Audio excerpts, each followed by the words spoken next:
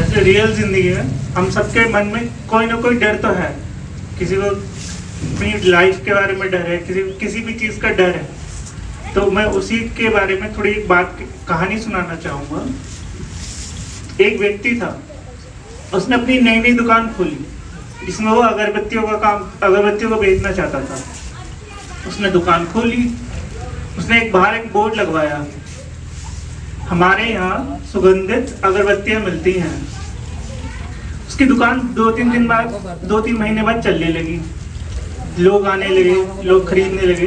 तो एक व्यक्ति आया, उसने दुकानदार से बोला कि आपके यहाँ जो बोर्ड लगा है वहाँ पर ये सुगंधित वर्ड जो लिखा है वो क्यों लिखा है? आप एक बात बताइए कि दुनिया में किसी भी कोने में चले जाओ, वहाँ की अगरबत्तियाँ क्या दुर्गंधित मिलती हैं? वहाँ से सुगंध नहीं आती क्या? न आती है ना, सभी अगरबत्तियाँ सुगंधित होती हैं। तो यहाँ पे सुगंधित लिखने की जरूरत ही नहीं है। मेरी मानिए, व्यक्ति ने दुकानदार से बोला, मेरी मानिए तो ये सुगंधित वर्ड हटा दीजिए, ये अच्छा नहीं लग रहा। दुकानदार ने सोचा ये बात तो सही है, सुगंधित वर्ड की जरूरत नहीं है। उसने सुगंधित वर्ड हटा दिया पेंटर को बुला के। फिर 2-3 दिन और गुजरे, फिर एक और व्यक्ति आया, उसने बोला कि एक बात बताओ, आपके यहाँ बोर्ड में जो बाहर जो बोर्ड लगा है उसमें लिखा है हमारे यहाँ अगरबत्तियाँ मिलती हैं। तो एक बात बताओ, यहाँ पे अगरबत्ती की दुकान और किसी की है क्या? और किसी की तो नहीं है ना। तो आपके ये जो हमारे यहाँ लिखा है इसका कोई मतलब ही नहीं बनता, इसकी जरूरत ही नहीं है। दुकानदार ने फिर वो हमारे यहाँ शब्द हटवा दिया।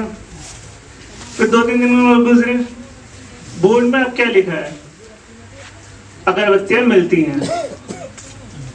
तो एक व्यक्ति फिर आया, उसने दुकानदार से बोला कि ये आपकी दुकान तो बहुत अच्छी चल रही है, आपके 3-4 महीने हो गए हैं, अगरबत्तियां मिलती हैं का मतलब क्या है? अगरबत्तियों की दुकान है तो अगरबत्तियां मिलेंगी ना, मोमबत्तियां थोड़ी ना मिलेंगी।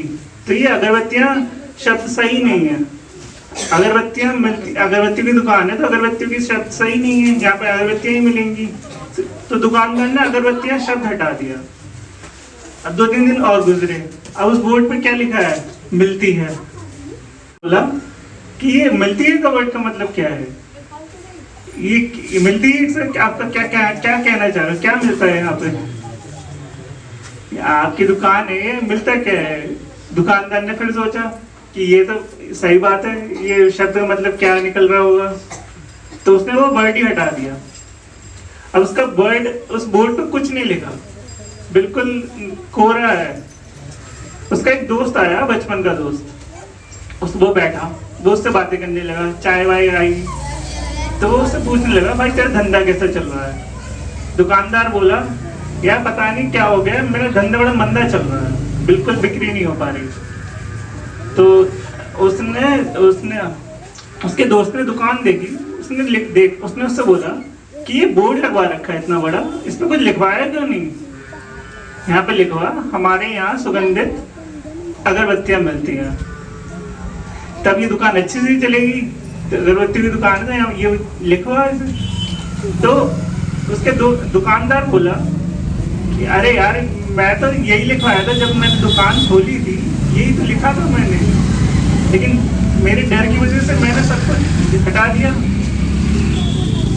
मेरे इस कहानी का मतलब ये था कि उस आदमी ने किसी की भी बात में आके इसको सुन के डर के कारण वो हटाता चला है। उसके अनुसार उसने जो अपना सोचा था उसके अनुसार नहीं चला, वो चला दूसरे के कहने के अनुसार, और अपने उस कहने के बाद में डर से।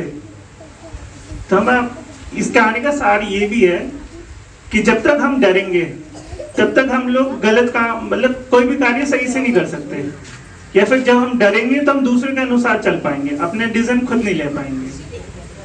तो मेरा यही है कि डर के नहीं, अपने सोच के और सही से चलना चाहिए। ओम शांति।